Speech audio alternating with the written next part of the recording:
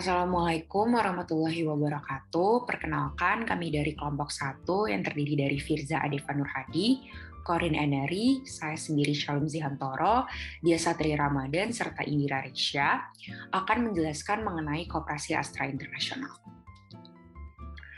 Yang pertama ialah jenis koperasi. Koperasi Astra Internasional itu merupakan salah satu koperasi konsumen, yang dimana koperasi konsumen itu menyelenggarakan kegiatan usaha pelayanan di bidang penyediaan barang kebutuhan anggota dan non-anggota.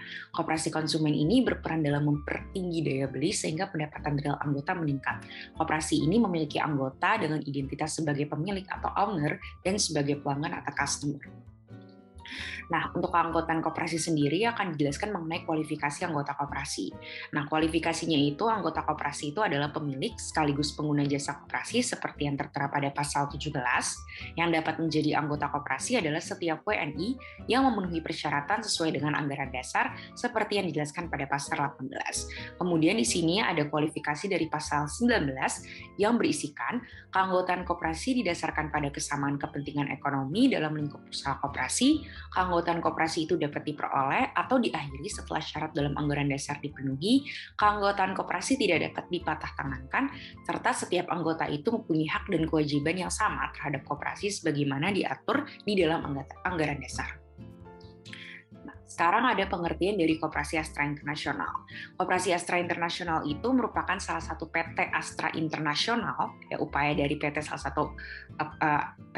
satu Astra Internasional untuk menambah kesejahteraan karyawan, tetapnya di seluruh anak perusahaan melalui manfaat ekonomi yang dikelola koperasi. Sebagai koperasi konsumen, Koperasi Astra Internasional ini tidak hanya memfasilitasi berbagai produk layanan simpan pinjam, namun juga mampu meningkatkan kinerja melalui anak perusahaan yang bergerak di dalam berbagai bidang. Nah, untuk Koperasi Astra Internasional ini akan dijelaskan dan diperkenalkan mengenai visi dan misinya. Untuk visinya itu adalah menjadi koperasi dengan pengolahan yang terbaik di Indonesia, serta untuk misinya itu adalah meningkatkan kesejahteraan anggota dengan memberikan manfaat ekonomi melalui pengembangan usaha yang menguntungkan dan selaras dengan sistem nilai Astra, peningkatan kepuasan pelanggan melalui pengembangan kompetensi yang dimana terdiri dari sumber daya manusia, sistem informasi dan teknologi, serta pelaksanaan Quality Cost Delivery Innovation atau QCDI. Nah, untuk yang terakhir itu adalah penyediaan program dan produk yang sesuai dengan kebutuhan anggota. Terakhir, saya akan menjelaskan mengenai core value dari Koperasi Astra Internasional. Untuk core value-nya di sini, yang pertama ada passionate, yaitu menghayati pekerjaan dengan sepenuh hati, respect, bersikap saling menghormati, menghargai terhadap atasan, bawahan, dan rekan kerja, serta open mind, bersikap terbuka terhadap hal-hal yang baru dan bermanfaat bagi perusahaan. Kemudian ada performance, bersikap pantang menyerah untuk memberikan kinerja yang terbaik bagi perusahaan, dan sinergi, saling membina kinerja dan kerjasama yang harmonis serta membangun kolaborasi yang produktif. Baik, berikutnya saya akan menjelaskan mengenai struktur organisasi Koperasi Astra. Nah, di bagian kanan kita dapat melihat bagaimana bagian struktur organisasi Koperasi Astra itu sendiri. Sebagaimana kita semua tahu bahwa berdasarkan UU RI nomor 25 tahun 1992 pasal 21, perangkat organisasi koperasi yang pasti harus tercantum itu adalah rapat anggota, pengurus, dan juga dewan pengawas, yang selanjutnya dapat dilengkapi dengan adanya pengelola, baik manajer ataupun karyawan, sesuai kebutuhan koperasi masing-masing. Selanjutnya, kekuasaan tertinggi Koperasi Astra ini sama seperti koperasi lain pada umumnya, yakni dipegang oleh rapat anggota. Lalu di bawahnya ada dewan pengawas dan juga pengurus yang saling lapor-melapor dan berkoordinasi satu sama lain. Untuk menyesuaikan kebutuhannya pada Koperasi Astra itu sendiri, di bawah pengurus ada internal audit, PDCA, dan juga COO atau Chief Operation Officer yang menaungi business support, business operation, business development, dan juga membership development. Dan pada bagian kiri di slide ini, kami juga telah melampirkan foto-foto para pemimpin Koperasi Astra, yakni Dewan Pengawas dan juga para pengurus. Masa jabatan Dewan Pengawas dan pengurus di Koperasi Astra ini ialah 2 tahun, dan yang sekarang sedang berjalan ialah periode 2020 hingga 2022, yang mana artinya ini sudah memasuki tahun terakhir dari periode tersebut, dan dalam beberapa bulan ke depan akan terjadi pergantian periode kepemimpinan. Nah, berikutnya kita akan membahas mengenai tugas dan fungsi dari tiap-tiap jabatan yang ada di Koperasi Astra ini. Yang pertama mengenai rapat anggota. Nah, rapat anggota ini adalah rapat yang dihadiri oleh setiap anggota koperasi. Ini merupakan kekuasaan tertinggi dalam Koperasi Astra. Dalam rapat anggota sendiri juga setiap anggota mempunyai hak satu suara, dan itu semua hak suaranya sama ya, satu anggota satu suara. Maka sudah pasti memang ini berjalan berdasarkan asas kemusyawarahan yang untuk mencapai mufakat.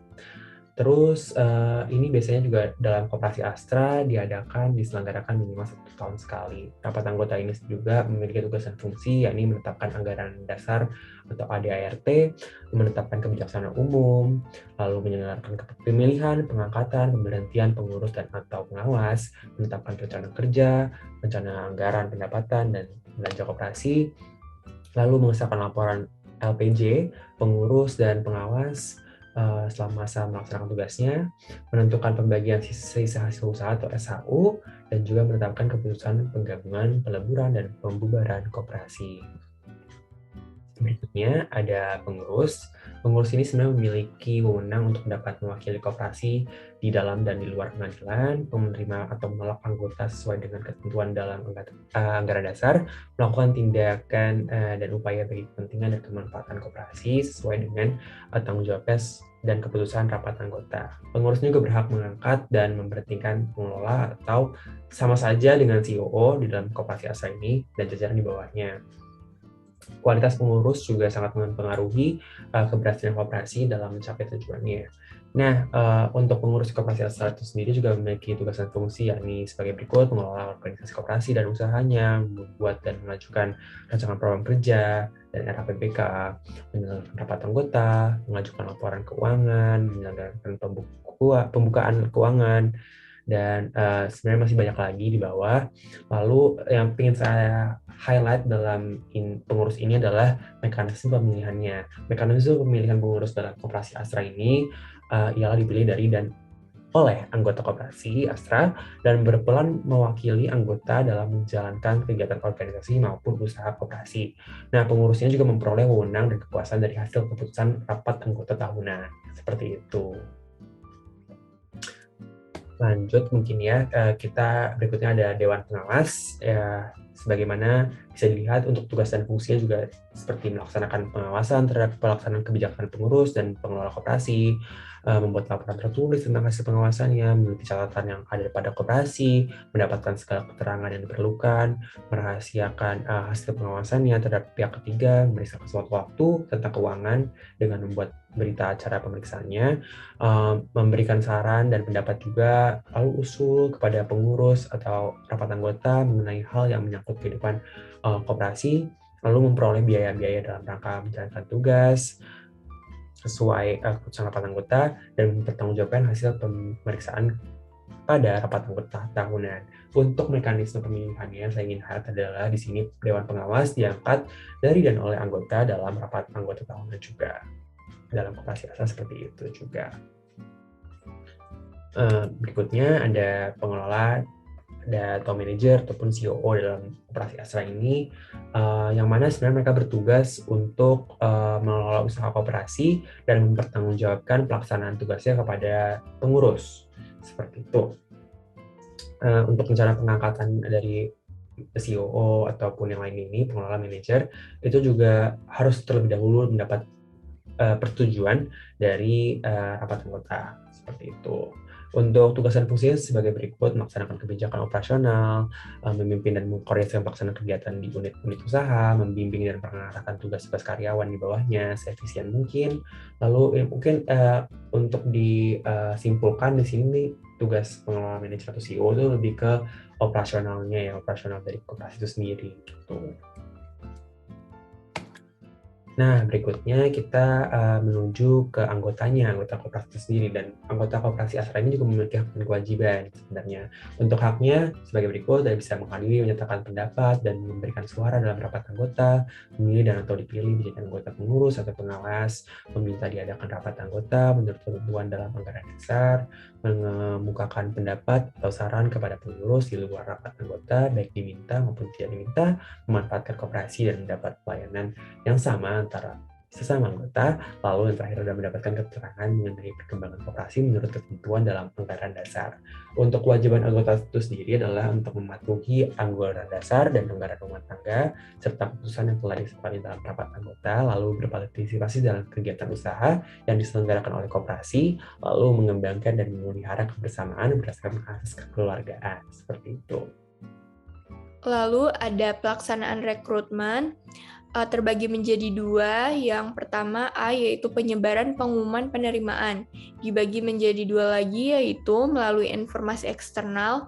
Yang digunakan adalah media sosial, di mana diyakini bahwa media sosial ini sangat cepat untuk menyebarkan informasi dan memiliki jangkauan yang cukup luas, sehingga mampu menyerap banyak pelamar anggota Koperasi Astra.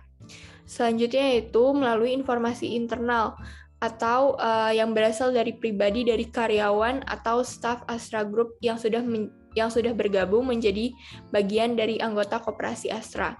Tujuannya yaitu agar informasi mengenai Koperasi Astra, baik cara mendaftar maupun manfaat menjadi anggota koperasi, bisa menyebar kepada anggota yang belum menjadi anggota Koperasi Astra. Lalu selanjutnya ada B, penerimaan lamaran. Setelah pengumuman rekrutmen anggota Koperasi Astra telah tersebar, maka banyak pegawai Astra Group yang mengetahui mengenai Koperasi Astra serta banyak pegawai yang berminat dan mendaftar. Selanjutnya ada skema pendaftaran anggota. Skema pendaftaran anggota ini dimulai dari daftar anggota koperasi, lalu selanjutnya penerimaan berkas, lalu masuk ke tahap pertimbangan pengurus. Nah, di sini apakah nanti akan ditolak atau diterima? Jika diterima, maka akan mencetak kartu anggota. Selanjutnya ada standar pendaftaran anggota. Prosedur standar minimal pendaftaran anggota ini adalah memenuhi seluruh ketentuan dan persyaratan yang terkait dengan pendaftaran anggota sebagaimana tercantum dalam anggaran dasar dan anggaran rumah tangga koperasi. Yaitu yang mencakup 1. WNI, 2. Karyawan tetap Astra Group, 3. Mengajukan permohonan menjadi anggota kepada pengurus, 4. Memahami dan mengikuti AD atau ART yang telah ditetapkan oleh pengurus, 5. Mengisi formulir pendaftaran dan meminta persetujuan HRD. 6. Melampirkan fotokopi KTP, ID card, dan NPWP. 7. Menyetor pembayaran simpanan pokok ke Koperasi Astra atau transfer ke Bank Permata atas nama Koperasi Astra International. 8. Mengirimkan dokumen lengkap ke kantor Koperasi Astra atau website Koperasi Astra. 9. Setelah proses verifikasi, cetak kartu anggota melalui website Koperasi Astra. Selanjutnya, saya akan menjelaskan mengenai benefit apa saja yang akan didapatkan bagi setiap anggota Koperasi Astra. Yang pertama, adanya bunga simpanan yang sangat menarik dan kompetitif dibandingkan dengan koperasi lainnya. Dapat kita lihat dari foto yang tertera di slide ini bahwa Koperasi Astra menawarkan suku bunga simpanan yang sangat beragam. Dimulai dari 4,75% untuk jangka waktu 3 bulan, dilanjut dengan 5,25% untuk jangka waktu 6 bulan, hingga 5,75% untuk jangka waktu 12 bulan. Suku bunga simpanan ini merupakan informasi terbaru yang diupdate per 1 Mei 2022. Dan juga suku bunga simpanan ini berlaku untuk seluruh golongan anggota Koperasi Astra. Selanjutnya, terdapat berbagai program pinjaman yang dapat diambil oleh anggota Koperasi Astra, yang terdiri atas program pinjaman komersial, housing, khusus, dan juga keluarga. Program pinjaman tersebut memiliki golongan masing-masing. Komersial terdiri atas priority, fleksi, modal pensiun, dan multiguna. Program pinjaman housing terdiri atas sewa rumah, multigria, renovasi rumah, dan gria perdana. Program pinjaman khusus terdiri atas darurat, pendidikan, dan peduli bencana. Sedangkan untuk program pinjaman keluarga terdiri atas pelangi keluarga dan usaha keluarga. Dan setiap golongan dari tiap produk program pinjaman ini memiliki ketentuannya masing-masing. Ketentuan atas besaran uang yang akan mereka dapatkan, besaran suku bunga, dan juga jangka waktu pinjamannya. Selanjutnya kami akan membahas benefit lainnya, yaitu berupa pembagian sisa hasil usaha. Di sini kami mendapatkan data dari 2 tahun, yaitu 2020 dan 2021. Untuk 2020 kami dapatkan dari file hasil rapat anggota tahunan tahun 2020. Untuk SAU bersih dan dividen anak perusahaannya totalnya ada 53 miliar kurang lebih.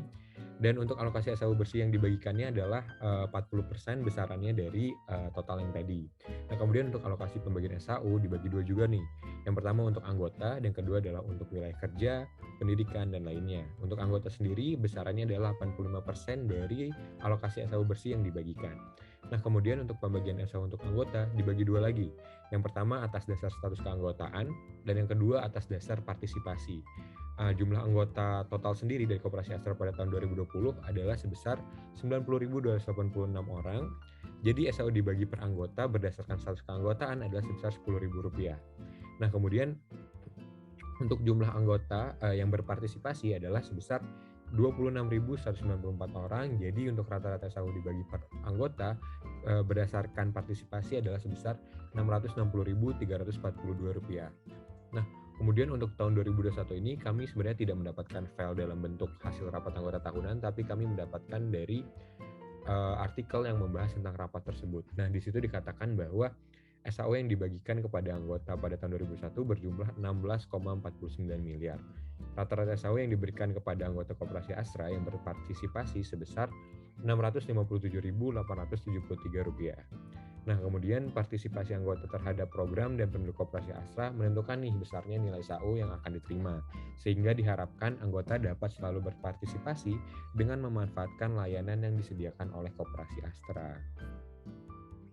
Nah, kemudian ada lagi nih benefit-benefit lainnya seperti beasiswa dan juga diskon dari para mitra yang bekerja sama dengan Koperasi Astra Internasional. Mungkin sekian presentasi kami kelompok 1 Koperasi kelas D mengenai Koperasi Astra Internasional. Terima kasih.